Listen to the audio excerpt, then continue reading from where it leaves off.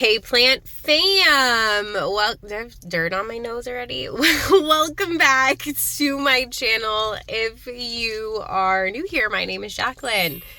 This is not my jungle. This is David's car, and I am in David's car because I'm just driving around going plant shopping. And I just dropped off all your packages at UPS. If you're not following me over on Palm Street, I don't know what you're waiting for. I don't know. You guys are missing out on like some really fun live streams, even if you don't necessarily want to buy anything right now. You should still just come hang out because we have a lot of fun. I usually go live on Saturdays, sometimes during the week as well, but definitely always on Saturdays if I am home. So yeah, if you're not new here, thank you for coming back. It's a really long intro, but I am at the Home Depot in Manchester, Connecticut. In case you missed the last one, we were in Hooksett. This is just like another 10 or 15 minutes away, so I wanted to come and see what they have here. They usually don't have much, but you never know. If we find some more HOYA, we might snag them, but I did get some good ones at the last location, so let's just hope that maybe they have something sort of interesting to look at. And then we're gonna go to the Lowe's. That's actually technically in Bedford, but it's literally right outside of Manchester. And there's Trader Joe's right there. It's like I go get my favorite cheese. But anyway, I love you guys. Let's go. I don't know what I'm saying. I'm like doing my outro. I do love you guys. I'm fine. I'm not tired. You're tired. I didn't get a lot of sleep last night. Let's go see what they have at Home Depot.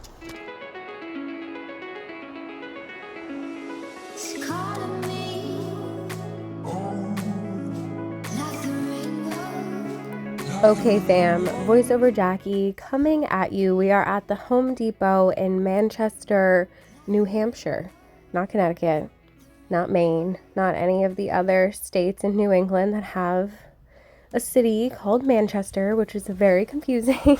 We are still in New Hampshire, and they've got some hanging succulents, lots of different cacti. They have this sad little lipstick plant over here. This location is usually not super amazing, so I'm not expecting too much. This is the HOYA Carnosa Princess for 20 bucks. Pretty sparse, but could definitely use a rescue if anybody is, looking to rescue it. Some pothos over here look like Neon Queen, some silver band maranta, lots of silver band maranta, which ironically looks kind of healthy compared to everything else, which is strange because it's pretty thirsty. The Syngonium don't look bad either.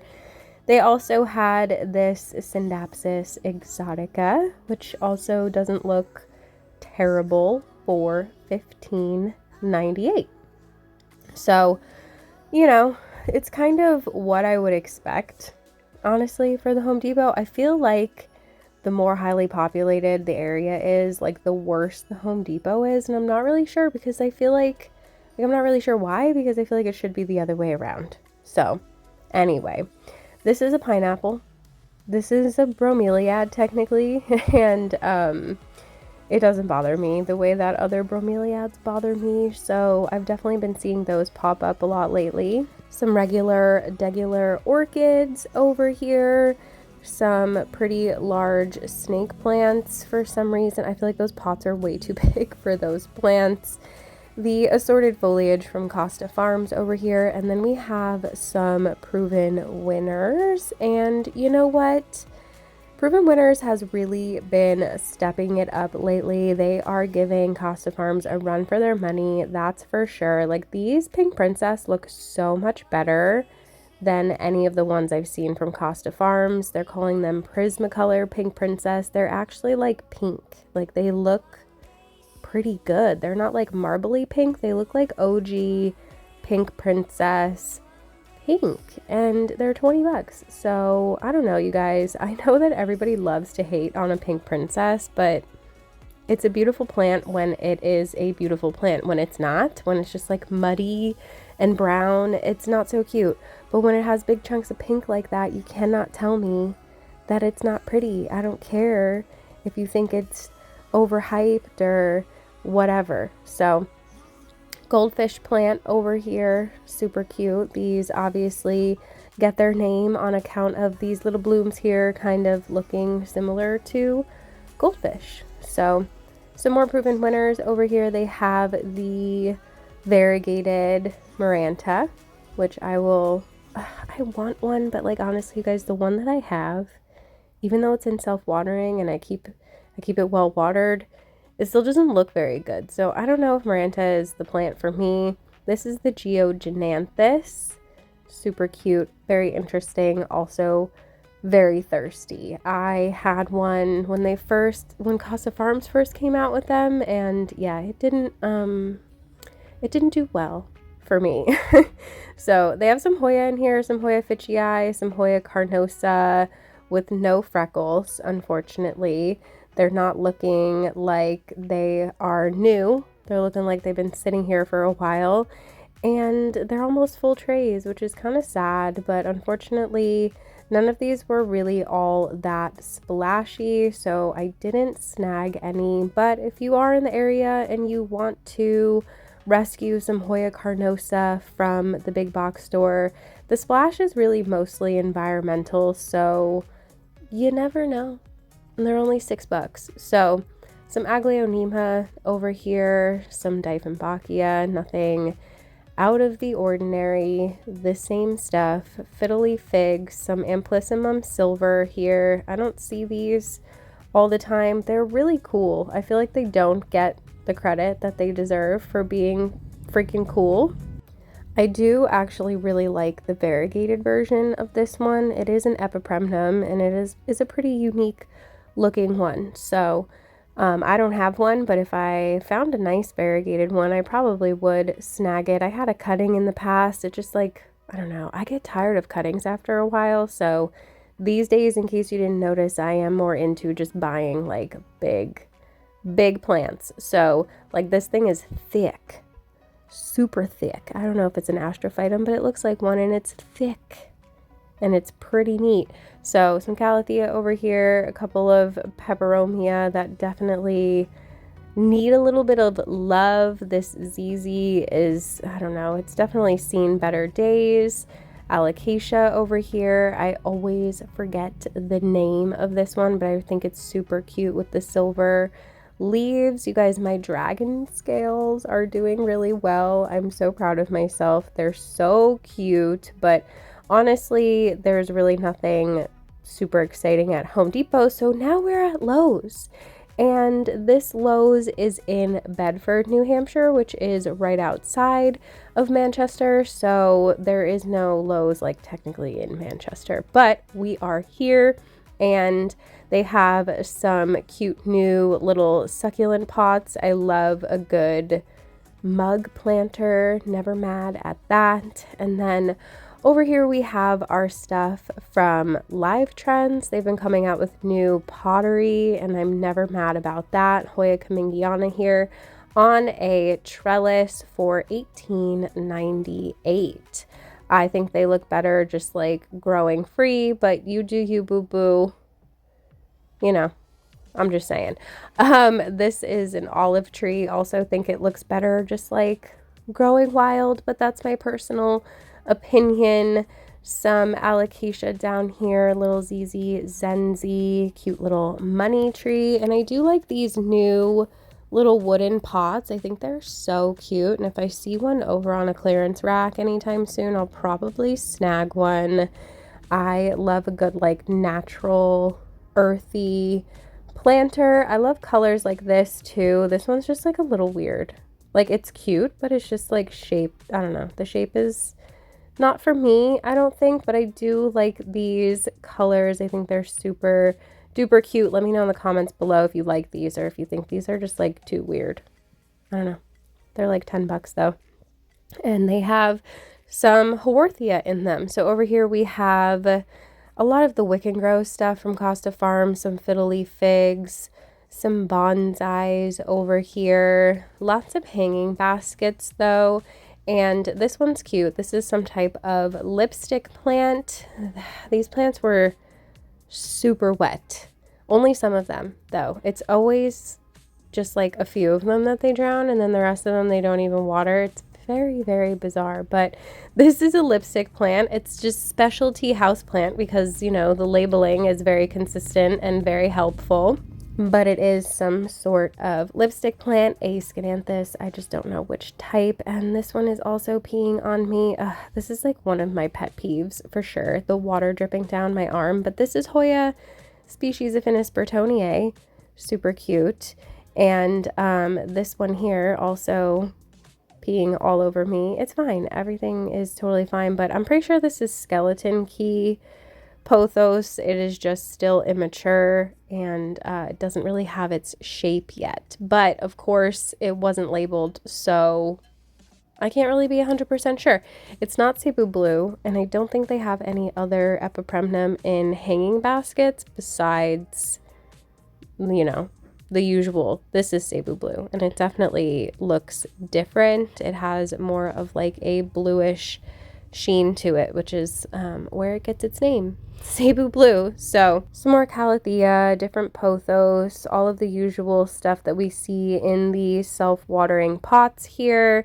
Some strawberry begonia, which are not begonia at all, but they are still really stinking cute. I've never grown these before. I don't know if they're easy. Let me know in the comments below if you've grown them and if you find them to be an easygoing, easy growing plant, because I genuinely know nothing about them. Same as this thing.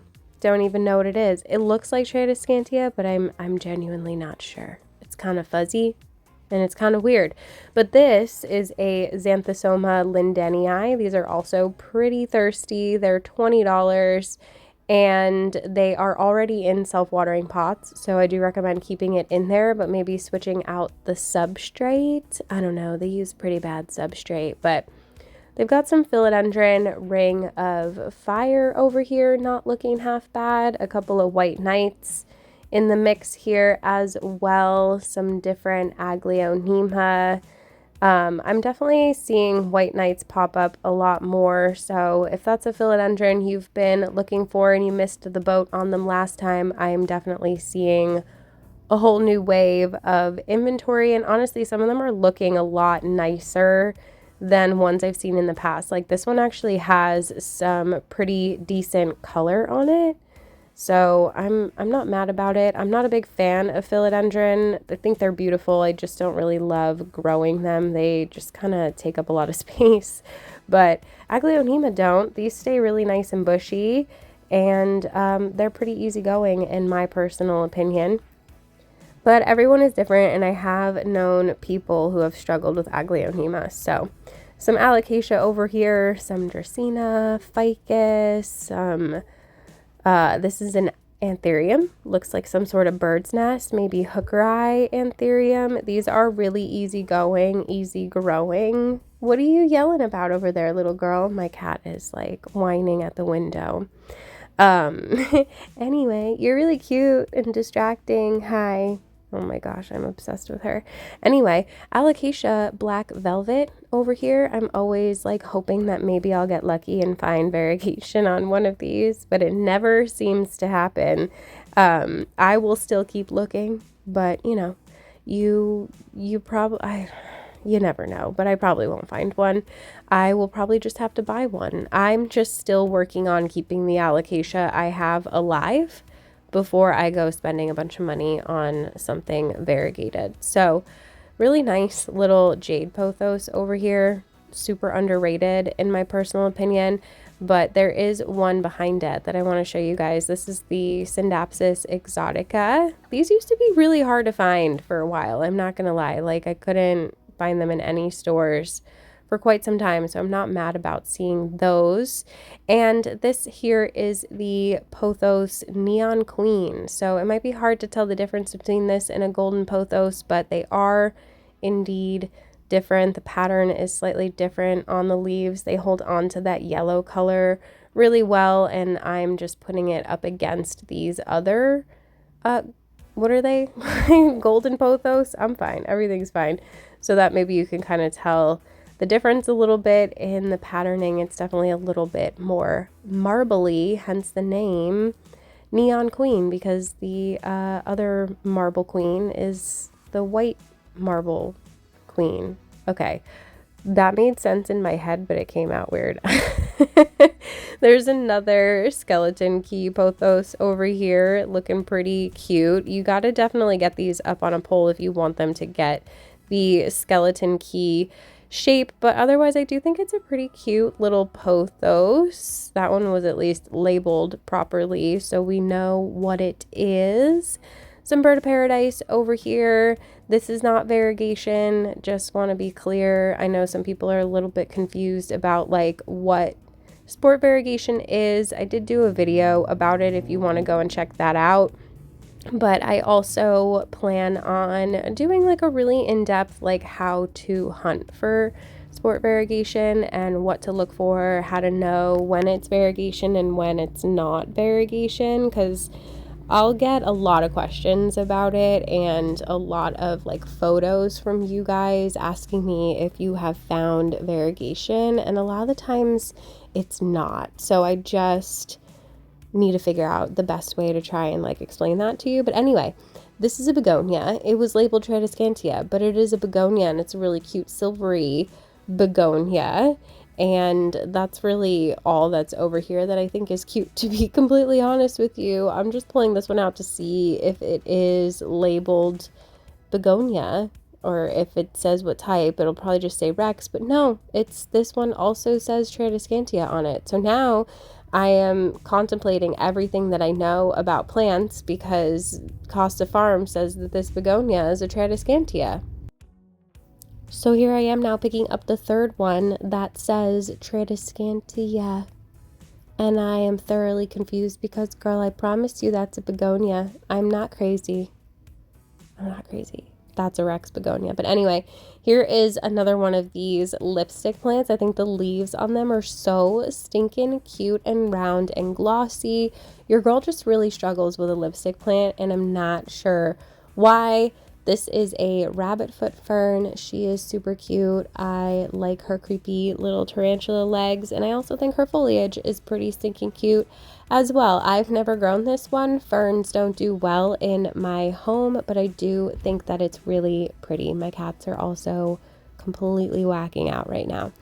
Anywho, this is the clearance rack. Some really sad anthurium over here, some creepy half-dead bromeliads, a couple of palm trees that just need a little bit of love, some orchids that honestly look fine. Their flowers are dying. So lots of things to pick through over here. I'm usually just looking at the pottery. Like, this is a pretty solid like windowsill sized pot if you're looking for something like that. They have a couple of little begonia over here. If you want to make a terrarium, this is a great spot to get them for like $3 each on sale. So this is also a lipstick plant. And yeah, I've pretty much killed every single one of those I've ever had, so it makes sense that it would be over on the clearance rack. Anyway, some creepy ass variegated bromeliads over here, and then it looks like we have a little setup here from Live Trends, and there's another one of these cute silvery alocasia that I always forget the name of. This one is like a poly or something like that. And then they had these larger pots. These are new of the Hoya Kamingiana, so these ones are like double the size. The trellis is bigger. These little pastel pots are super duper cute. I like the muted colors, and they are $26.98, I think that said. So definitely a bigger, more full Hoya Kamingiana if you like those. They've got some Maranta in these hanging pots back here. Super cute. Some pothos and a little Syndapsis. So yeah, Live Trends always has cute pottery in my personal opinion. I have a ton of pottery from them, and I definitely prefer it over the ugly pots that Costa Farms is always giving us. I'm just like, why? And now they changed them to like plastic. Then some of them are ceramic, but they're charging more for the ceramic when the ceramic ones used to be the same price as the plastic. It's just Costa Farms. Really, really bothers me sometimes. Anyway, these ones are plastic and they're cheaper than their other pots that are ceramic and like heavier. So I don't know, but they did it the other way around. They had ceramic pots, and then when they came out with the plastic ones, they were cheaper.